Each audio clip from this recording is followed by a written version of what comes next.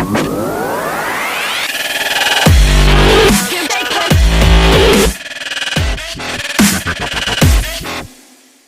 what's up, everybody? Welcome to episode number 12 of the Smokin' Weed and Talkin' MMA podcast.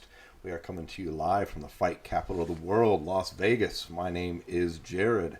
My co-host over there is Paul. What up? Listen, we have got a lot of brand new listeners to the podcast. We've been picked up recently by WBUZ95.com. Our first show was on Thursday night at 6. That's where you can catch us 6 p.m. Pacific time here in Vegas, 9 p.m. Eastern time. And since we've got a lot of people that have never heard the podcast before, wanted to say hello. Thank you for listening. And just fill you in real quick a little bit about what we do and why. Paul's got a background in wrestling, amateur wrestling for quite a while. I was an amateur boxer, Golden Gloves. We've both been fight fans since we were very little. Yeah. Part of the reason I moved here to Vegas is because it's the fight capital of the world. I wanted to be in on the scene. I missed out on boxing, a boxing career, which I'm not going to go into right now. But I have a deep, deep love of combat sports. I love MMA. And it seemed in all the podcasts and all the MMA shows that I was consuming as a fan, which was... Pretty much shows in general. Yeah, shows in general on mixed martial arts and everything. After the 2016 election, everyone wanted to talk politics. And just as a person who's trying to escape the noise of the world and dive into what is essentially just two men fighting in a cage, and one of the most purest acts that can happen. It's been dating back for centuries, minus the cage. Yeah, pretty much. I was getting frustrated. Like, I get it. These guys they're professional journalists, and they felt obligated to talk about the results of the election. And it seemed after that everything was taking a spin, and suddenly there's news stories. If a fighter calls another fighter a name, it's a news story, right, Paul? Yeah, it's garbage. And it just got frustrating to me as a fan. It's like clickbait almost, man. It's like, Jesus Christ. Like, yeah.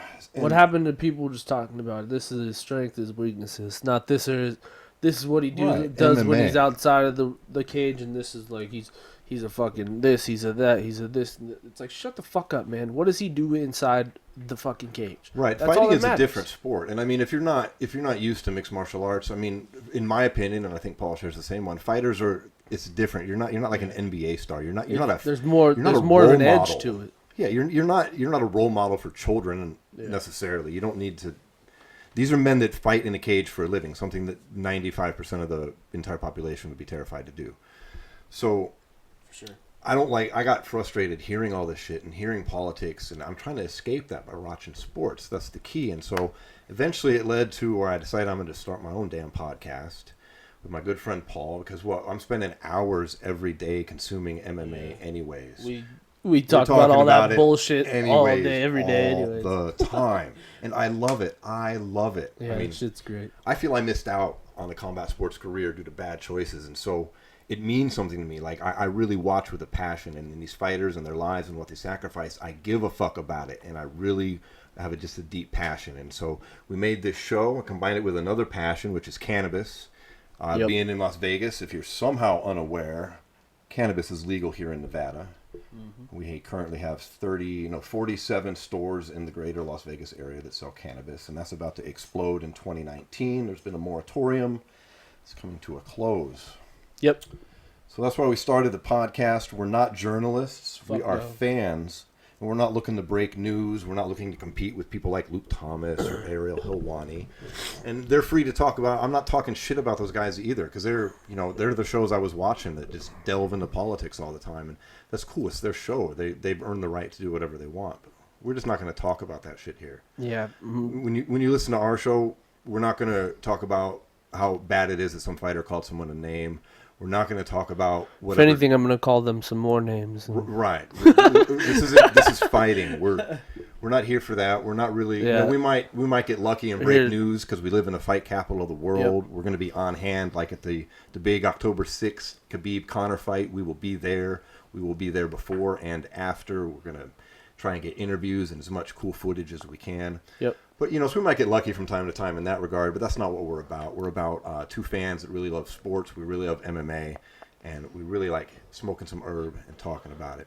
Yeah, it's pretty much just like, think about It's pretty much what we do normally. Just sit around, smoke, talk about shit, and talk shit about certain people. And, I like to think we're both somewhat educated. Yeah. At least I am. At least in boxing, I feel pretty confident. We both been doing this shit forever. So we both train at local gyms as well, as much as possible with our busy lives. And it's just, like I said, a deep passion. And speaking of cannabis, let's just go ahead and shift focus into the show. And once again, thanks everybody for tuning in that's new on WBUZ 95. And today, we have got in this jar here, if you happen to be watching on YouTube, we got some Lemon Skunk, which is a sativa. And it is a very excellent strain. I'm happy that we're going to be smoking it. Here in the grinder, we just ground up some Scooby Snacks. And if you notice here in the background, we got this beautiful dab rig. If you're watching on camera, you can check this out. This is pretty dope. It's got the big eyeball on the back. We got some shatter for that. And what is this here you see, Paul? Just picked up a good old bottle of Proper 12, dog. Proper number 12. The great Conor McGregor's wonderful new Irish whiskey. Yeah, it's pretty good. It's pretty good, I gotta say. We're not paid shills here. We just tried it. It's real smooth. It's only a 3-year whiskey. Obviously, he started the distillery 3 years ago, so it's not going to be as smooth as some of your older, more aged whiskeys. But this is the first one out in what I assume is going to be a long line. It seems to be pretty damn successful. Yeah, fuck, man. It's been like an sold out success in your first store, right? The first store you went to. First store I went to was sold out. Yeah. It was rough.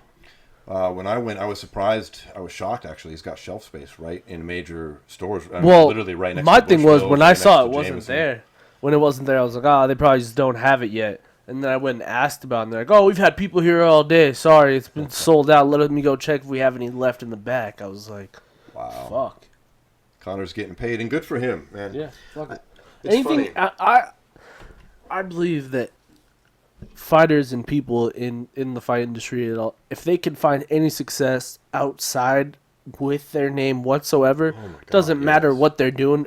Anything you're doing that's helping you make money off your name is a plus, 100%. And with this is just like fucking now that's going to sponsor the UFC and stuff, and they just signed his new fight contract that says that is now the whiskey sponsor of the UFC. It's like that's fucking money right there, like that's why I think this comeback is so interesting, because it's like he said in the press conference, like, I'm doing this because I want to hurt you. Like, this isn't about money. He's got plenty of money. This is not about legacy. When you look at his legacy, although it's taken some years for a lot of the people on his name to build their names, he's beat a murderer's row of people. Although at the time there could have been younger and shit like that.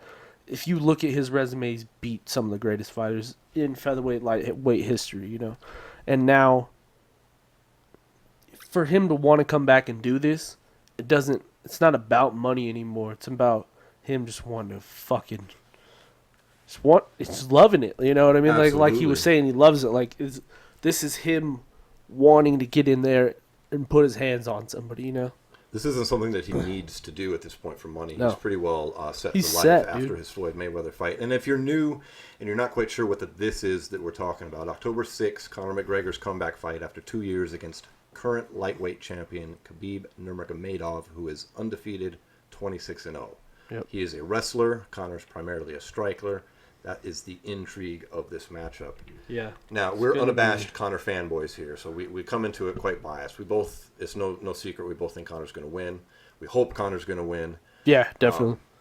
I mean, let's face it, this is a legacy fight for him. That's no joke. If he wins 100%. this, the haters really can't say much anymore. But really, I was listening, who I was listening to who really, changed my mind on his whole resume was Chael Sonnen.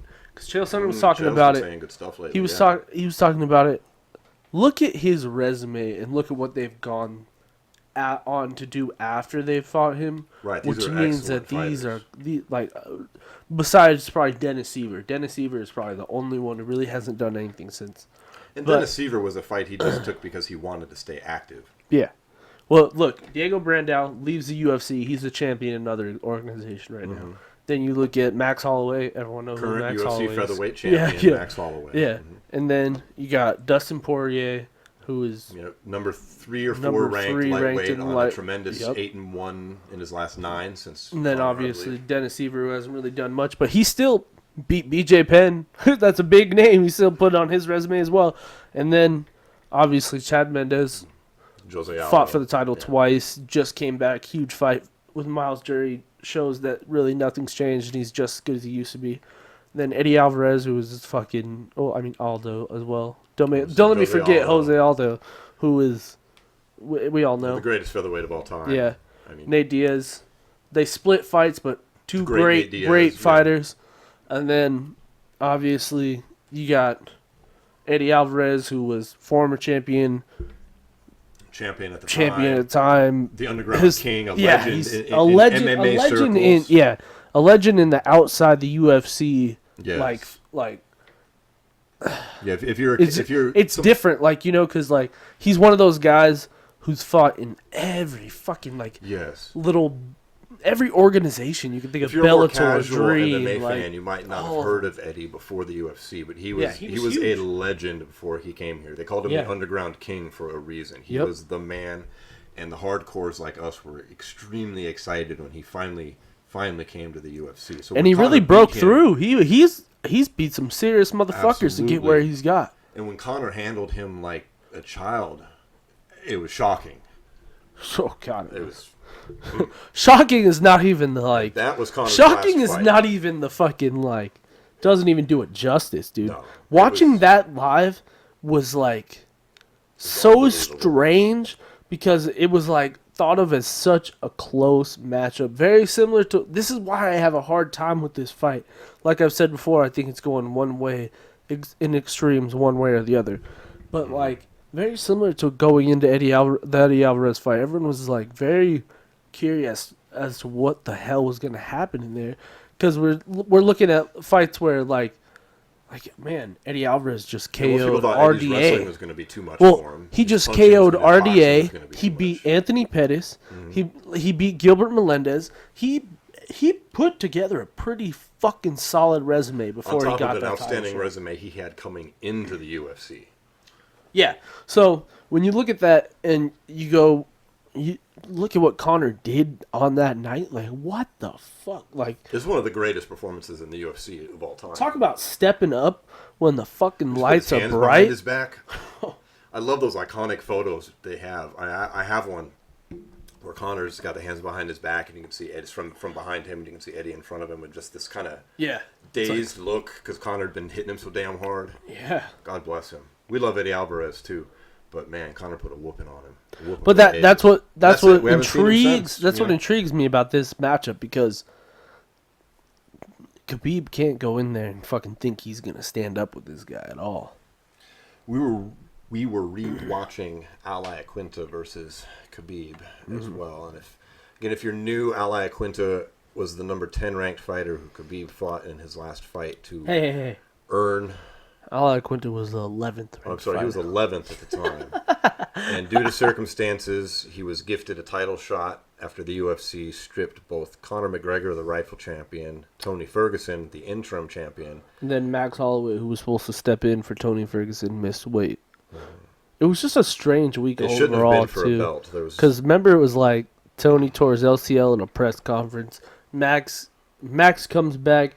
No one really thought he was going to get medically cleared ahead of time because he was, 5 months after foot surgery? Right. And then, was it foot surgery or leg? Or did he break his leg? It was on his foot or his leg. I can't remember if he broke his leg or his foot, but one of the two.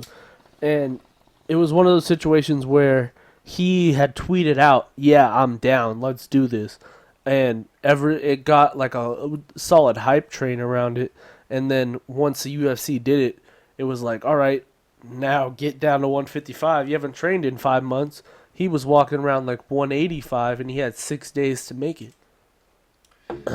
That would have been all right for the belt, but at some point the UFC... Yeah, that would have been a legitimate fight for Khabib to have won to be champion. The Al Iaquinta fight is where things get blurry, because now you're talking about a guy who is... How does the number 2 ranked or 3 ranked fighter that Khabib was at the time, how does he fight the number 11 guy for the How does he take precedence? Fight? How does he even allow this to still be a championship fight without being the actual champion? The only reason it was is because WME Endeavor, who holds the UFC, refuses to hold a pay-per-view without a championship fight at the top, and that's why they keep creating these interim belts, which we've had like a tenfold increase since they took over, and now we had this. And it's not hating on Khabib. Khabib is outstanding, but that's not a real championship. 100%. I'm sorry. It's not, very you're similar. Not the lineal champion. You're not very similar to what? Champion, not even the interim champion. Very similar to a guy in his camp, like DC. DC is a champion. Everyone looks at him like, hey, that's a champion. But guess what? Jon Jones and everyone else knows if he ever fights Jon Jones again, knows that he's not a champion. If you follow lineal titles at all, Jon Jones is the champion. Yeah, exactly. I mean, and that's ultimately, I mean, belts obviously mean more because they mean status and financial. But those are the titles. That belts really don't mean shit, though, because a lot of times the best fighter in the division is not fucking champion. No, I just mean they mean shit to the fighter because it's an increase in pay. They have 100%, yeah. Money, status, no, I'm not saying that. I'm saying there's plenty of divisions right now where the best fighter in the division is not the fucking champion. That's agreed. I can honestly. It's fucking. Well, it was a hell of a press conference that we had. Yeah. You know, let's keep diving into Conor versus Khabib. It's the main storyline. We've got a lot of other fights we're going to talk about here, but let's keep going down this vein. We had a press conference. Very fucking dark one, for sure. It was a dark one, and it was very weird without the presence of a crowd. I hope the UFC doesn't do that again. I actually heard.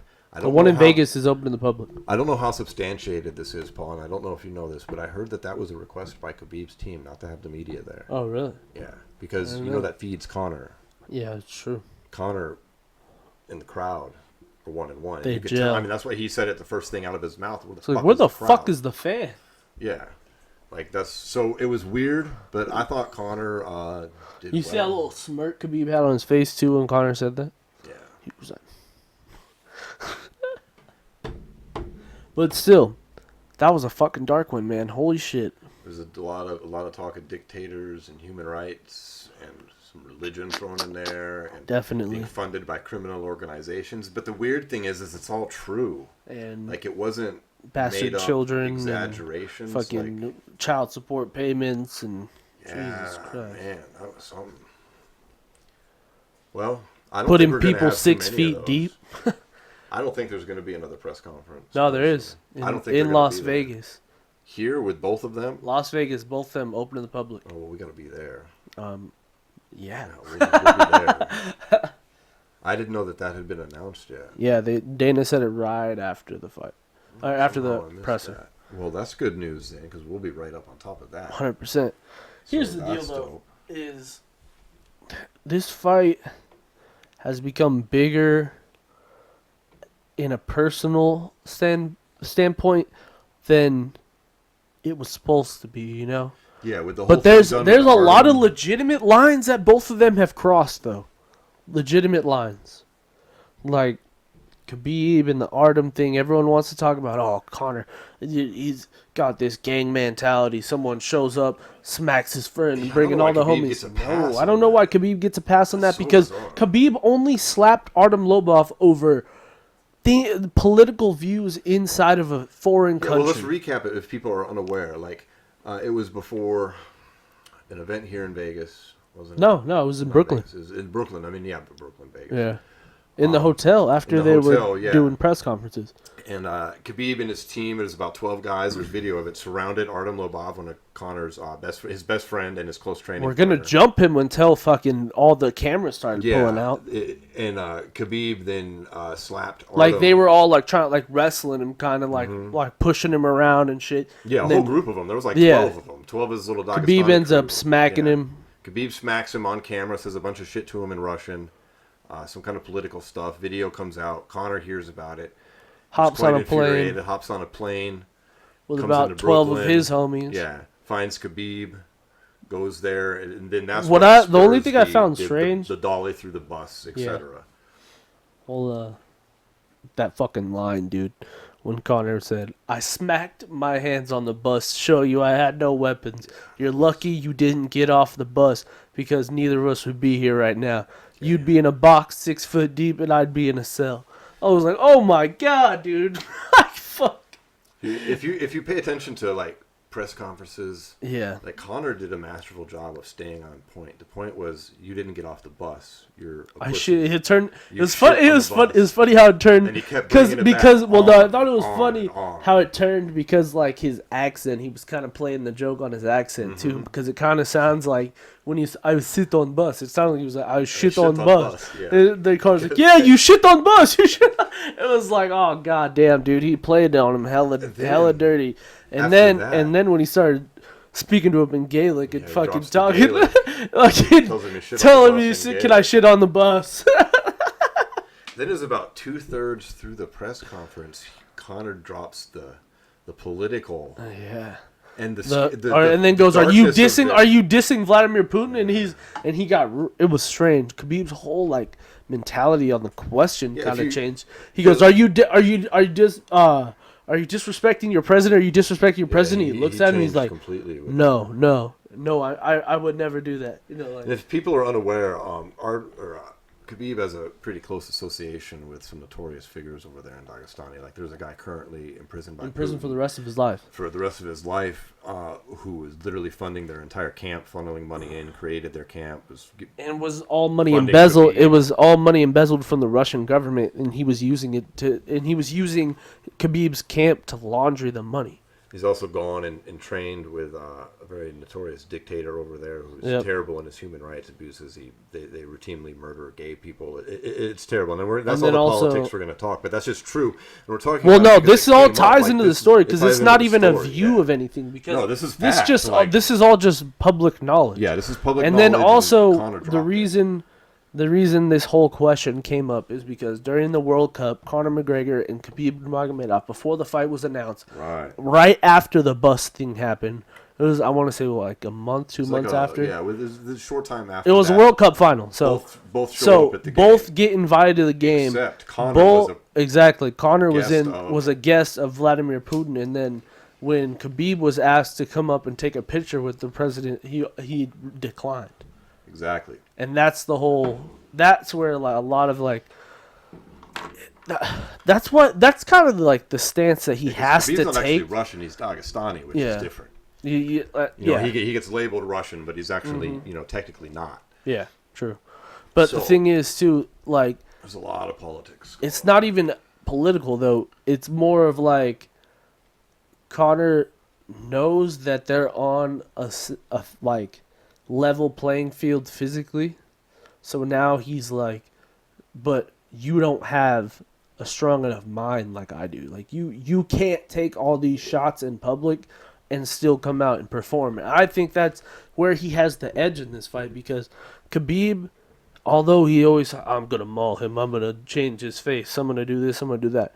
What the fuck are you going to do about this motherfucker just constantly just talking shit about your whole livelihood? He eventually started getting mad. Yeah, you could see it. There's a turning point 100%. When the reporter said "Assalamu alaikum" and congratulations on the whiskey, Conor. And then he started to ask Conor a question, and Khabib interrupts and goes, "No, you cannot congratulate him and say that in the same sentence." And which is true, you can't. But still, it's like But it shifted, like you could see him. It's because you know what? Here's the thing. Here's the thing is like Khabib is a guy, one of those people that has like a really like deep embedded roots in his own views and his own upbringing. You know what I mean? Like, like he's a very proud person. Yeah. And if you start taking everything he's proud of and you put it in a negative light and say that all these things have made you turn out to be the piece of shit, like it's insulting. It's extremely insulting, And there's another side that I think ties exactly in with what you're saying, because I agree with. I think Conor definitely gets the win with that. Yeah. But there's another aspect too, is that it puts him throwing that little dolly. It wasn't even through. People say through a bus window. No, it was a double pane window. It broke a bit of the glass and it hit some fighters. He didn't throw it literally through the whole thing. It didn't come crashing in. But it puts that into a little bit of perspective. If he did, that lawsuit would have been much different. Yeah, you've got what was a minor misdemeanor that he was a retarded or a stupid thing to do. Yeah. Yes. But it's not hanging out with dictators that consistently do gross human rights violations. and criminals who get although he did Conor prison. Also did hang out with Vladimir. Well, he hung out with him, yeah. But I think that, I mean, in my opinion, I think that was a respect thing. It was it was a F you to Khabib. He was like, fuck you. He wanted to get in his mind. I'm here, and look who invited me, bitch. Yeah. You know. True. He knew that fight was coming. He knew he was going to be fighting him. Oh, yeah. That was like a psychological move way back then. It would have been different if that Dolly thing never happened in the whole slap thing. Yeah, I don't even think that even would have happened. I don't think he would have gone there. These things would have played out differently. The funniest shit was when they asked the question, they go, how much time did it take to really decide whether you guys were going to put the video of him hitting the dolly on the bus? And Conor answers, goes, none. That was he goes, none. Before he asked Dana, he didn't even ask Conor. He goes, Dana, how much time did it take? He goes, none. He starts laughing his ass off. And you know, it's one thing that wasn't very talked about very much. Conor did get asked like his motivation behind the whole bus thing, and he had to tell the reporters like, "Hey, I've got an ongoing legal situation with that. I cannot talk about it." Absolutely, he shut that down pretty quick. Yeah, which we talked about recently, and fucking Michael Chiesa, dude. I don't think that. What? Like I was let's looking. Talk about it. Michael Chiesa suing Conor McGregor. Suing Conor, but it's no like obviously everyone knew this was gonna happen, but the thing is, but when you read the lawsuit, it's where it starts to be like, it's extremely exaggerated. What? Said he's scared to go on a bus ever again. Okay, so here's the deal, man. It's like you're not scared to get on a bus ever again. And fucking Dolly gets hit on a bus with someone that wants to fight somebody else on it. Like, god damn, dude. And that was just one of a few honestly, ridiculous examples. I was reading an article written by someone who handles those kinds of matters inside the New York DA, and they were saying that he max will get 6 figures. Max. Conor like people were talking about online, like, ooh, he's gonna go millions. Nah, I was reading he's like 6 figures his best chance because one, the dolly didn't hit him, so there's no like brain damage or anything. No, 2, he was just there was no glass put into his head. He was just sliced by it, and it had to be like 3 stitches or something like that. Right.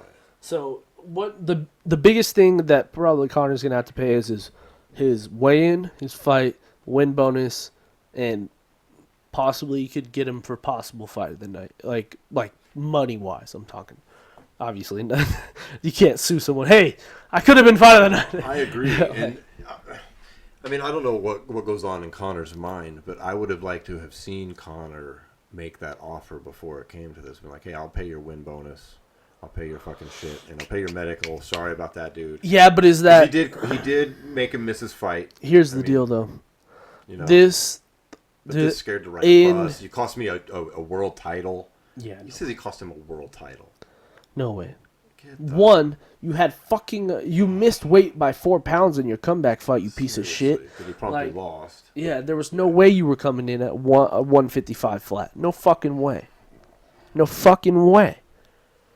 And Anthony Pettis was still ranked ahead of you, and he would have fucking still took that fight probably if you were still on the card. Anthony Pettis didn't take that fight because Anthony Pettis stopped cutting weight when you fucking when you were forced out of the fight, you know? Anthony Pettis talked about one day, like he thought the fight was off the day it happened. Right. So that kind of nips that in the bud. Even if he gets like 100,000, you know how much that's going to get eaten up by lawyers' fees. Yeah, 100%. Okay. I mean, I'd say he'll probably get like He'll probably get like 300,000. I understand the move. I understand it too. I just feel like it's exaggerated. Like I wasn't. I feel like it's a shoot for the best. It's a shoot for the best and accept whatever we get. Yeah.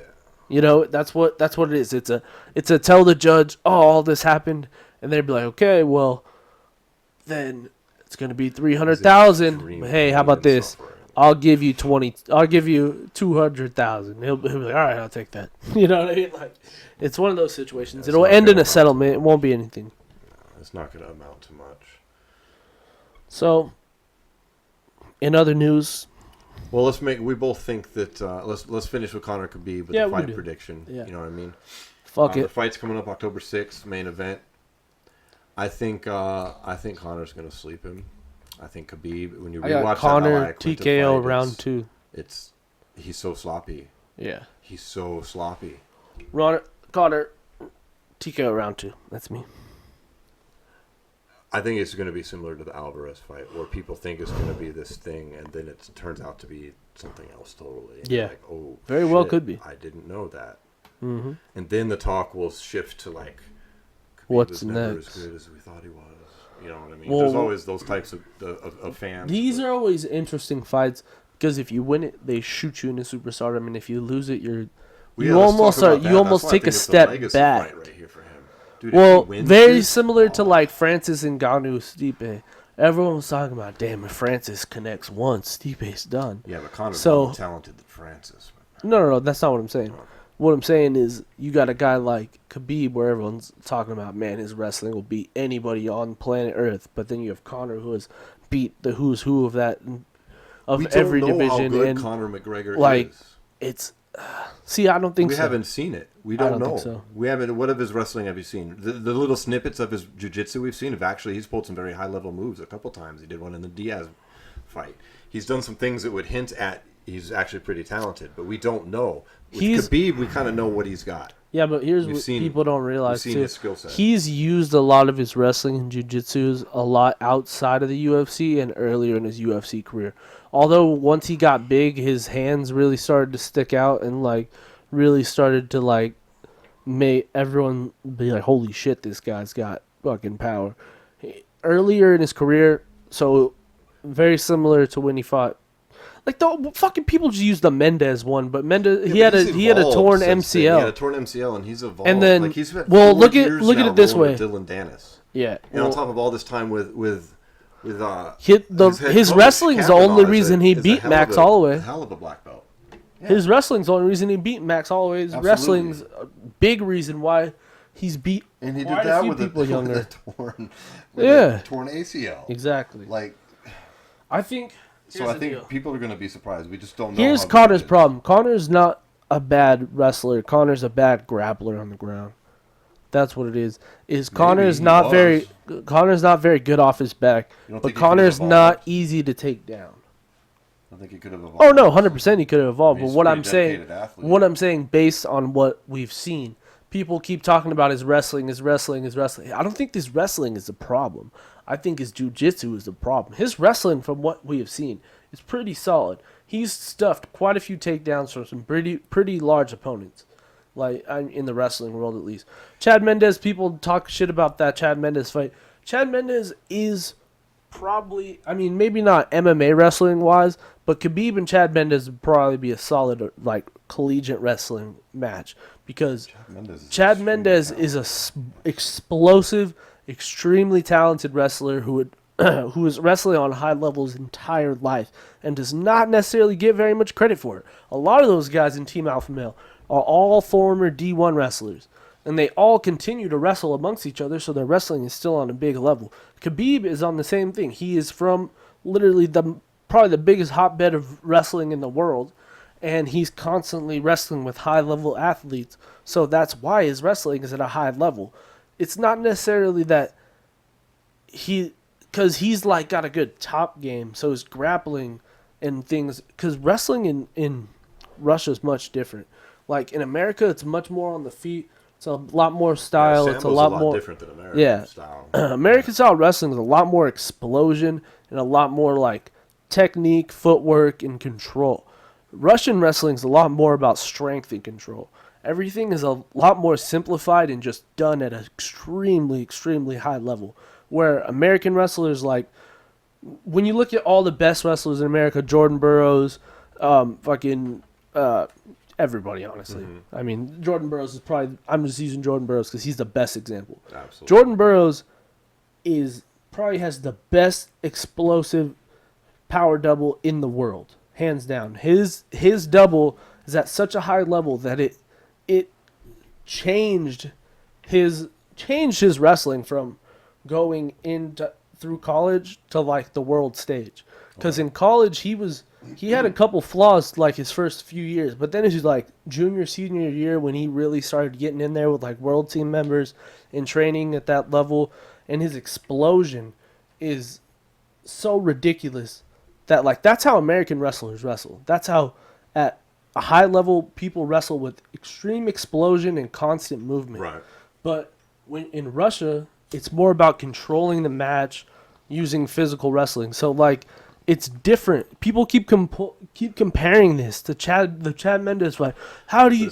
But everyone, styles. But he wrestled. When he wrestled with Chad Mendes kept taking him down because Chad Mendes is an explosive wrestler.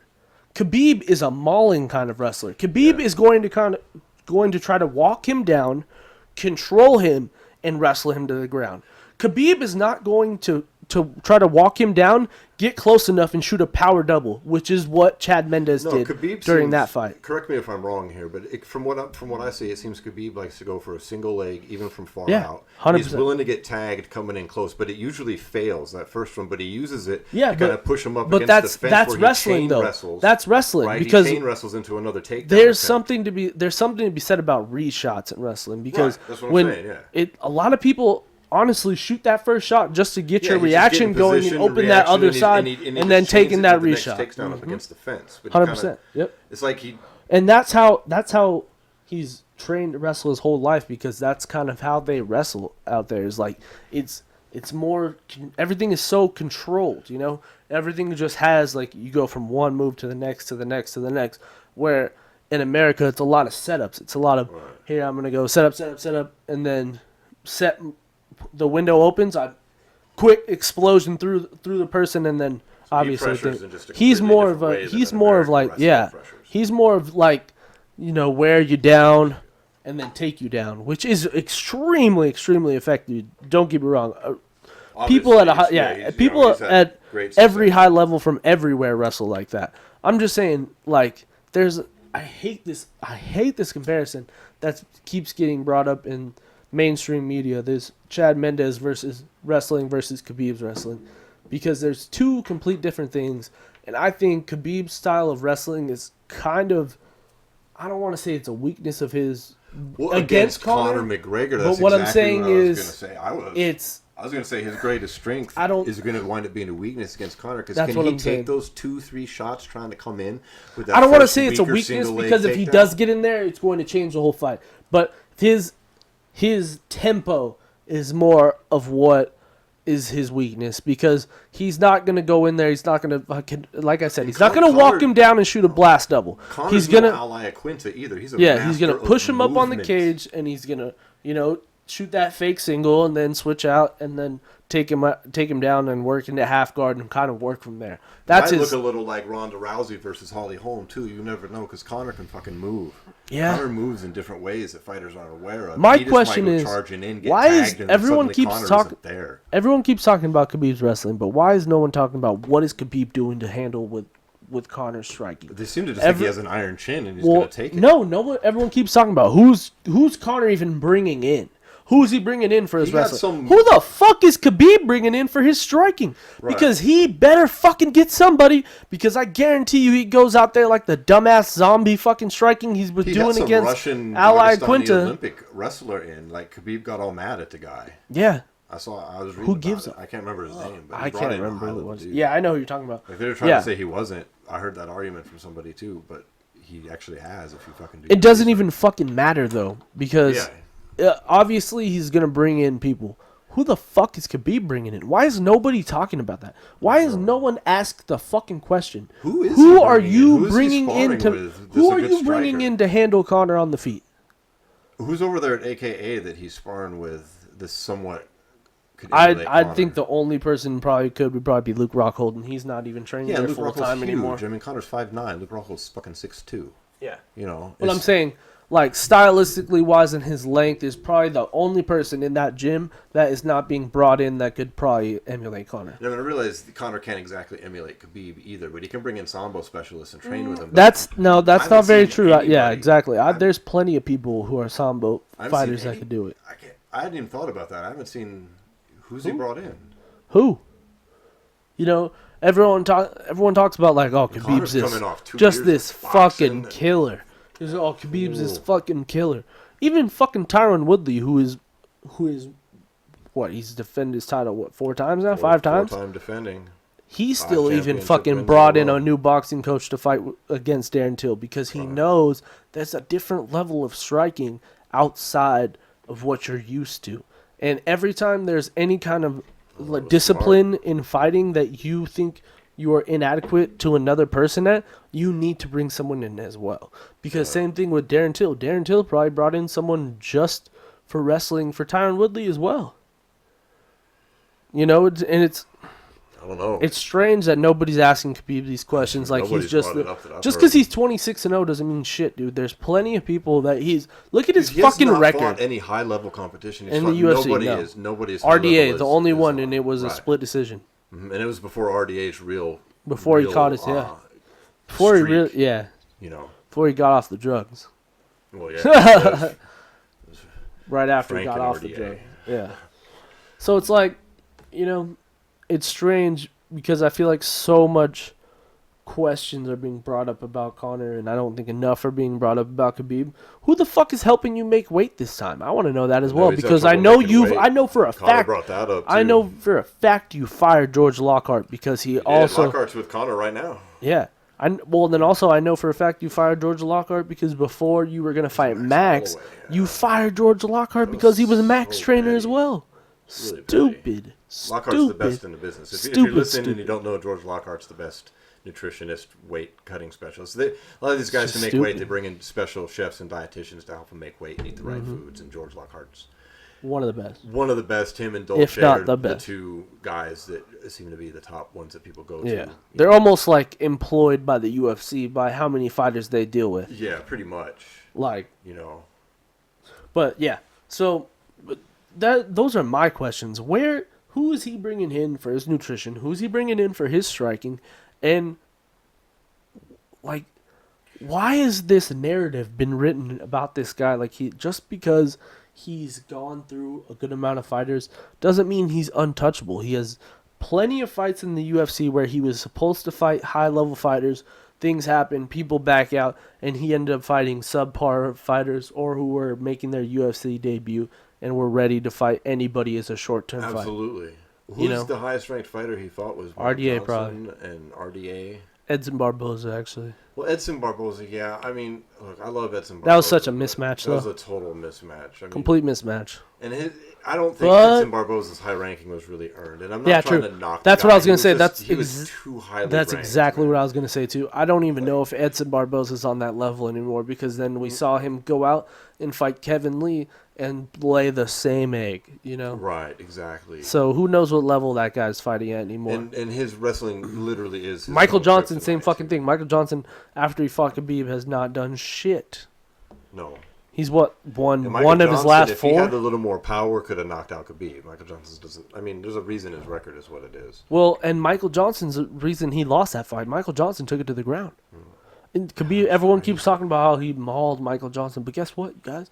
What you didn't realize is Michael Johnson took it to the ground and then was reversed and then started getting mauled. That's a terrible game. He was if it would have stayed if he would have done what Conor did in the Nate Diaz fight and once he knocked him out and let him up and see what happens, you don't follow those guys to the ground. Right. No. You don't do that. The rest assured Conor's not going to do that. He will not fucking. He better hope that he fucking is ready for him not to follow him to the ground because he will fucking not.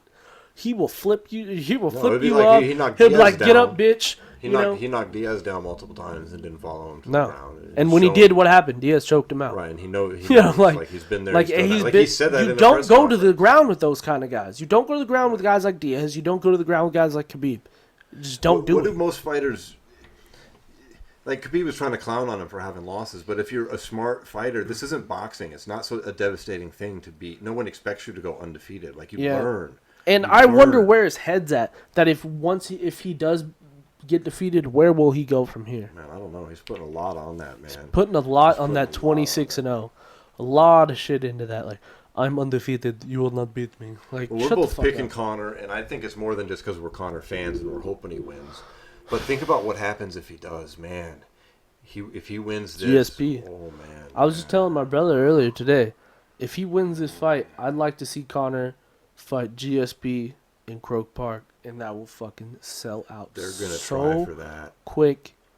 Like, Conor needs to fight once in Ireland before he retires. That'll be the fight. Like, he's gotta GSP fucking at 155. Yeah. Like I was telling you, remember I told you that dream card, dude? I was telling you my dream.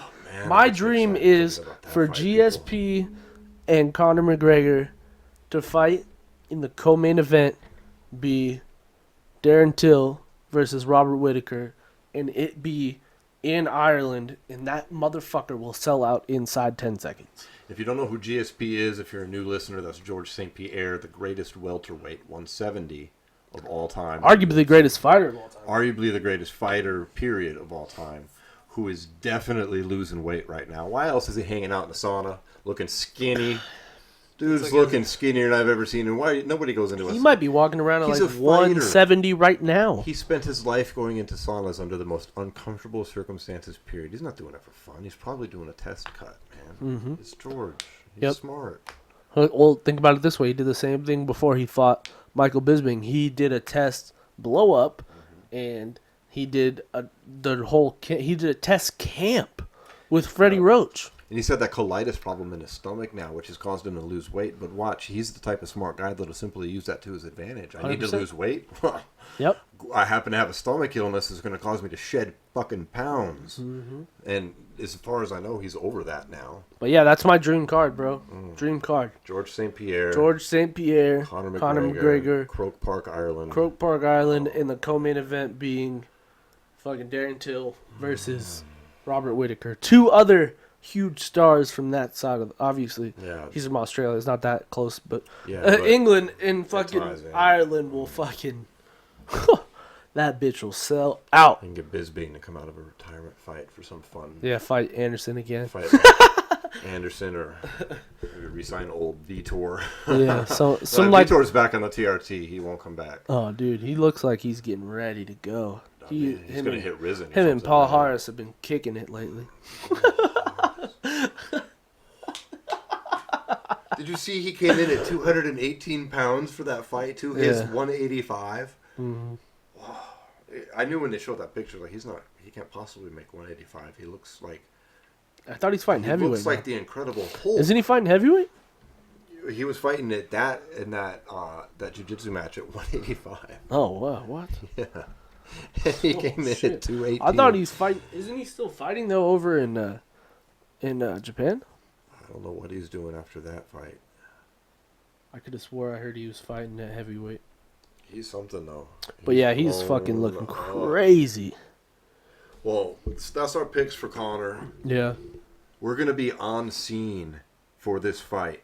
So the next time we have an episode coming out will be the day after. Right after, Conor McGregor, Khabib Nurmagomedov championship fight, and we're either gonna be bummed or happy as fuck, I mean, or still drunk from the night before. I mean, let's face it. If Conor happens to lose this fight, which is a fight anybody can lose, if he loses the fight, the whole fans, all of them will start throwing empty bottles of Proper 12 into the octagon. That's what I mean when I say it's a legacy fight, because he's trying to build something here. Yeah, it's a brand now. His name is a brand now. And every brand likes a winner. He'll still be a superstar. He'll 100%. Still probably be the biggest draw in the UFC. He'll still sell his whiskey and be paid, and his next fight will still be huge, but it won't be what it'll be with a win.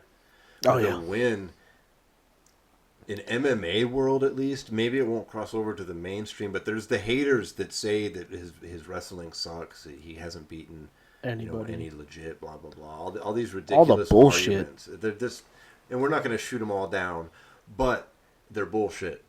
And they'll be silent. Honestly, I kind of think his fucking cardio issue is bullshit too. I think it is bullshit too. That's ridiculous. The man's got tired 2 times in his life. Once was at 170, which he had never fought at, and was in a 30 camera eating like a motherfucker. Once was in a 30-minute fight, and in a 30-minute boxing fight, which is a completely different kind of. I used to box. It's a different kind of. It's a different conditioning. You use things differently. It's not the same.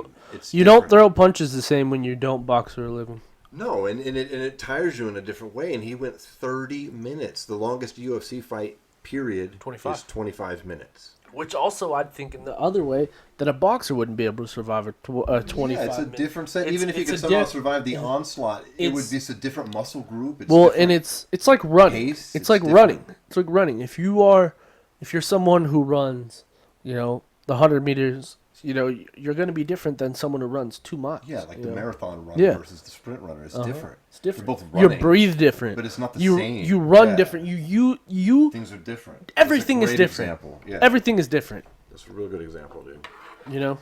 Absolutely. It's bullshit that people use that because, man, it's just so fucking different. And you know what? It's always brought that fucking shit is always brought up to people that don't really know fucking shit.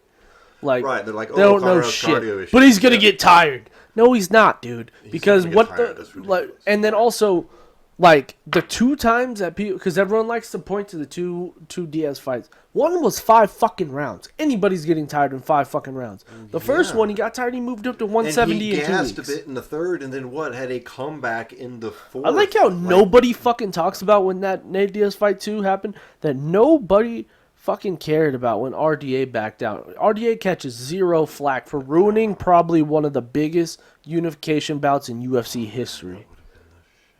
Because there was so much hype and so much bad blood and good TV behind that fight, and for him to back out, he should have faced a whole lot more flack than Conor did for losing to Nate Diaz. Because Nate Diaz is a legit fucking fighter.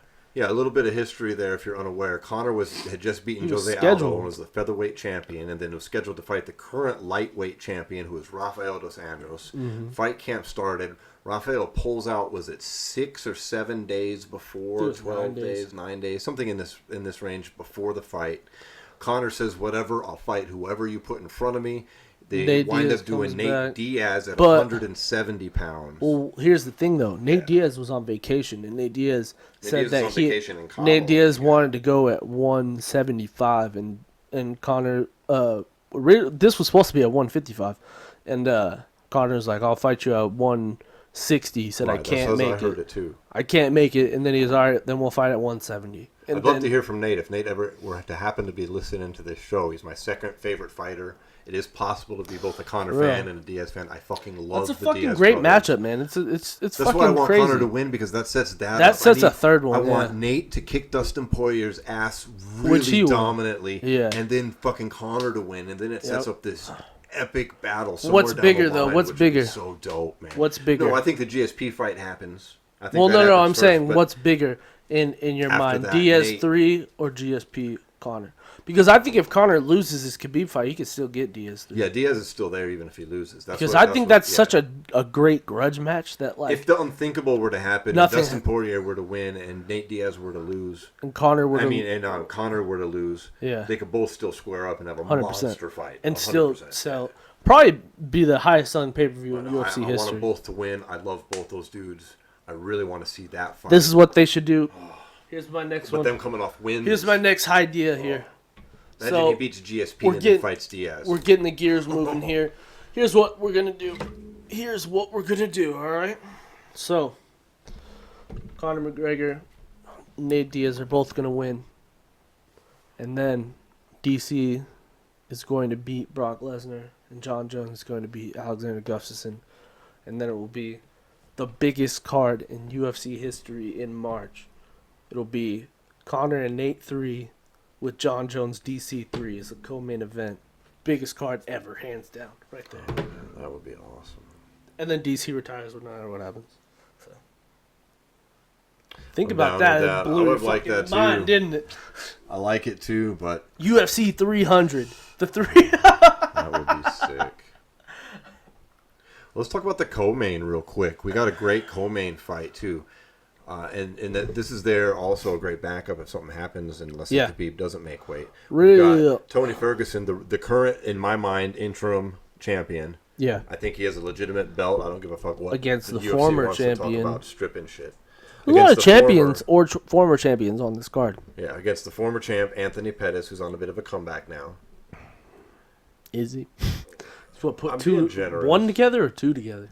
Being generous because I like Anthony. I like Anthony. Don't get me wrong. Run of fights, so. Don't get me wrong. Yeah, he's got some bad fucking luck recently. It's terrible. But that Chiesa was nice. The aforementioned sewer of Conor McGregor. If he beats Tony Ferguson, though, that puts him right back in that 1-2-3 mix. Because Ferguson's the rightful interim champ, so he's right there in the mix. But if Ferguson wins, and then I still don't think he fights Conor, because Conor's going to go to GSP, and then he's going to fight Diaz. Unless he savagely beats Tony Ferguson, just like a 3-round war where he just is beating Ferguson's ass. Which I don't see happening. Unless he puts on unless he just cage kicks Ferguson in the fucking throat. Ferguson's going to walk through Anthony Pettis. I love Anthony Pettis. I watched him back in the day before he was ever signed in the UFC. Think he's going to walk through him? I think he's going to fucking slaughter him. Yeah, I think Pettis is a little bit shot. Here's my problem with Tony Ferguson. And I don't think he's evolved. Here's my problem. Tony Ferguson is an older fighter. I mean, he's 34, yeah. Tony Ferguson is also coming off early from an LCL surgery where it was detached from the bone. He's a young 34, though. He's not like... He's also been breakdancing his entire life, which is not easy on your fucking ligaments. The other day. Yeah. This guy. It's like, come on, dude. He's crazy. He's a crazy man. There's some red flags there, bro. I think he's going to beat him. I think he's going to beat him handily. See, just for the sake of the argument, I'm going to take Pettis in this I don't think it's going to be like a 20-second fight. I'm going to take Pettis. I think he's going to win. I think he's going to win, and people are going to be like, damn, okay. I'm going to take Pettis by split decision. All right, well, we'll be talking about the results of this next week. Probably drinking some more of this proper 12. What's your pick? Who's your pick? I'm Ferguson. By what? I say TKO in the third. TKO, huh? Yeah. I don't know. I wish that was a 5-rounder. Yeah, it would be much more interesting if it was a 5-round fight. I think in a 5-round fight, Tony Ferguson wins this fight. In a 3-round fight, really opens it up, third, fourth, and fifth. Exactly. That's why I like Pettis in this fight, because Pettis showed in the Chiesa fight that he's back into the rhythm of starting fights quicker than starting fights later in the rounds, which what he started doing because he started fighting more 5-round fights. So he started coming on later in the rounds. In that Chiesa fight, he showed that he really controlled the pace, He did control the pace, though. He almost put him away in one. Ferguson, who has better cardio? Right? Demetrius Johnson maybe they're equal. Nobody has better cardio than Ferguson. He can be 34. It's not a cardio thing, though. He has cardio for days. Like he's just as fresh in the fifth as I'm not saying cardio. I'm talking about a rhythm thing. And Tony Ferguson is a very awkward fighter. He does it he takes a minute to get his rhythm down. He takes a second for him to really get his legs under him and really start pushing the pace and start perfect example, Kevin Lee. When he fought Kevin Lee pushed the pace for the first 2.5 rounds. He did. Or 1.5. And then the whole thing with the staph infection shit kind of took over, and then Tony really started putting it on him after that. Would have been a different fight without that, but neither here nor there. Tony's somewhat submissive in the first round. He can tend to want to feel people out, but I don't know if he's going to keep that up.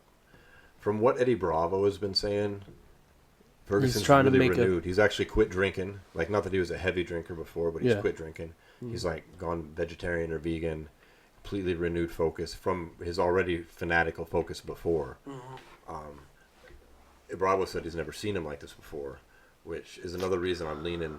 Bravo's not a hype man. He's not. See, I think the other way around. I think sometimes Bravo is a hype man. So I mean, that is. I'm taking that with a grain of salt, bro. He does. I tend to think he's on to something here. But we'll see. You're taking. I'm taking Tony. Pettis by split. I'm taking ugly Tony. You're taking pretty Tony. Good point. Yep. Well, let's wrap it up here with some Jon Jones discussion. We had some major Jon Jones news. Jon Jones officially suspended 15 months by USADA, retroactive to last July. So he's eligible to fight at the end of October, just in time for the 13th, I believe, completely vacant headlining card for Madison Square Garden. There's a UFC pay-per-view on November 3rd. See, this is where we have the disagreement.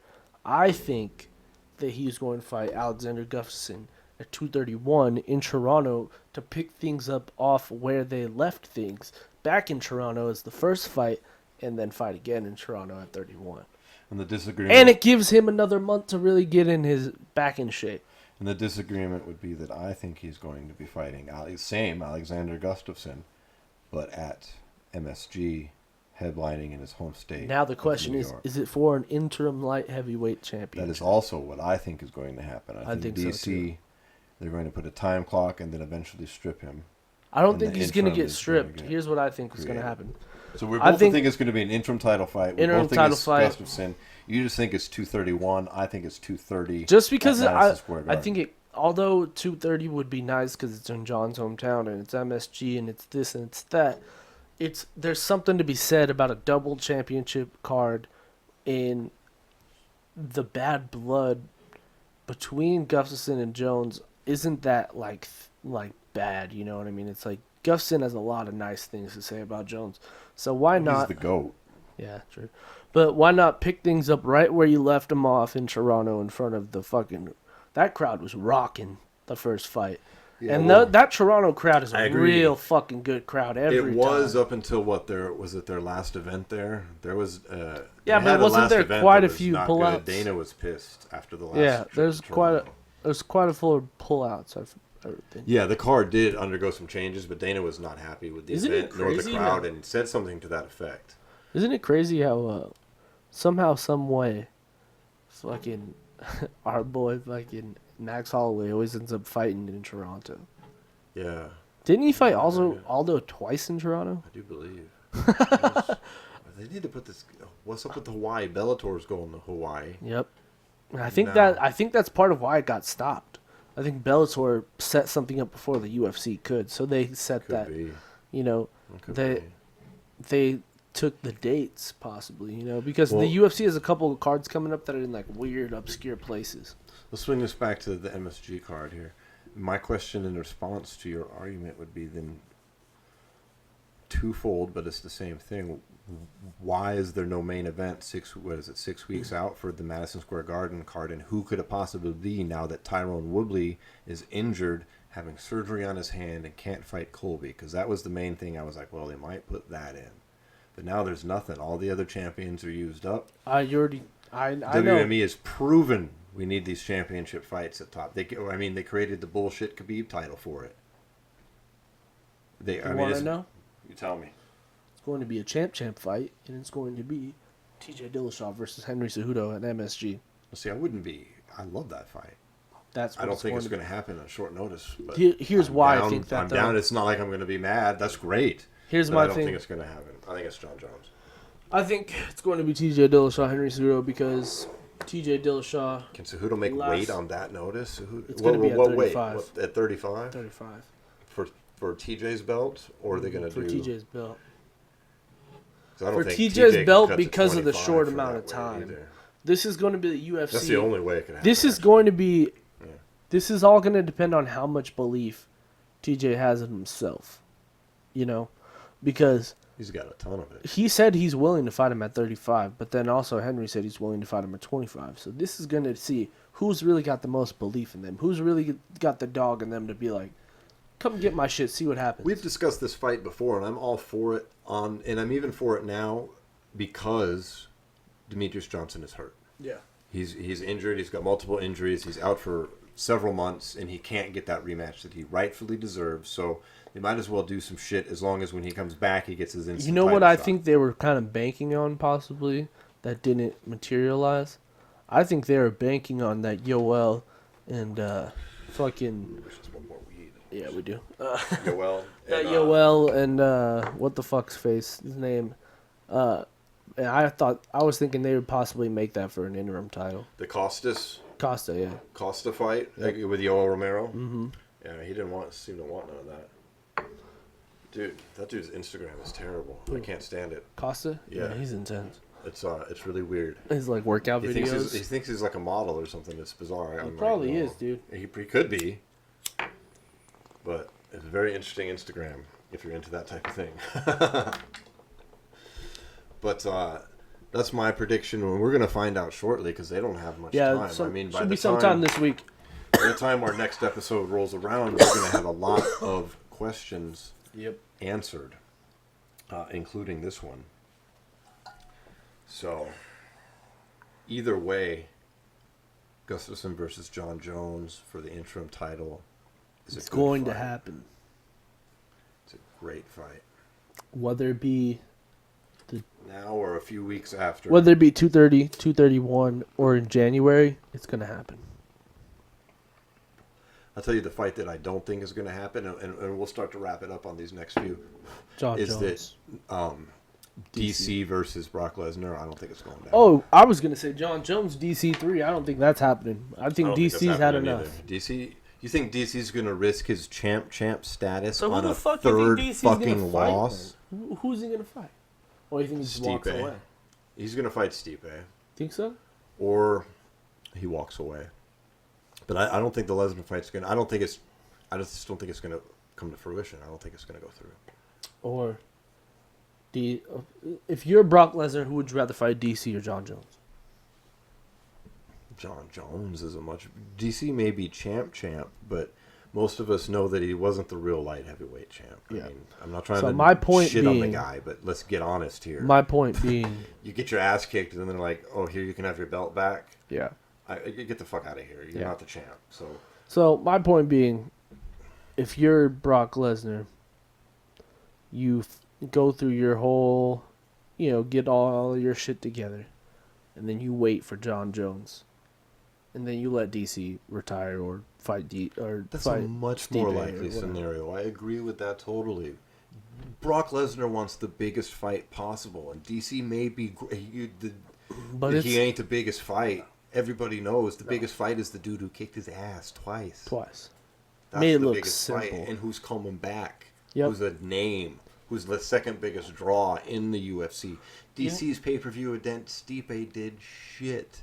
Yeah. Like 230,000 viewers, man. I hate that did that, though. I hate it, too. Stipe deserves his rematch. This is all bullshit. It's a great card, and it's good such a good card. WME Endeavor and fight promotion. I don't get how that didn't sell very well. Because they don't know what they're doing. How did they not promote a fucking firefighter who was their heavyweight champion of the world, who made more title defenses than any champion in history, and went to his job battling goddamn fires by day? He's a fucking hero. It's like a walking superhero, and Modelo Beer could figure out how to promote him. You saw those commercials? Yeah. Those are great. Yeah.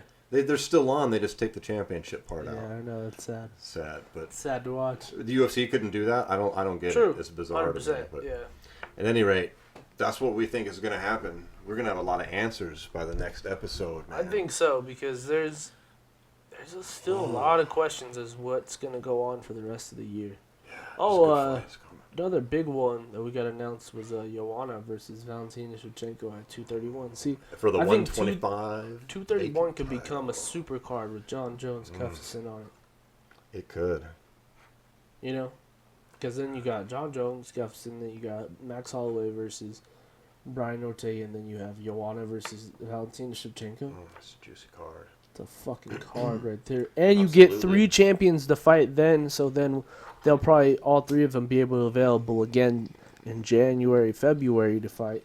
So then you get those guys to close out your Fox deal, and you get them to open up your ESPN deal. Yeah, that's what I think. We both think the UFC is going to front load a lot of these a lot of these ESPN cards here. How far away are we from MSG? It's November 3rd. How many weeks is that? Like 5. I mean, we're a week away from... Damn, it's only 5. We're 2 weeks away from Conor. Yeah. Because Woodley's injury is 8 weeks. So it's 6 weeks away right now, roughly. 6 weeks away. Like, that's what I mean. Most guys have an 8-week fight camp. Obviously, that's a short one. It's a big fight.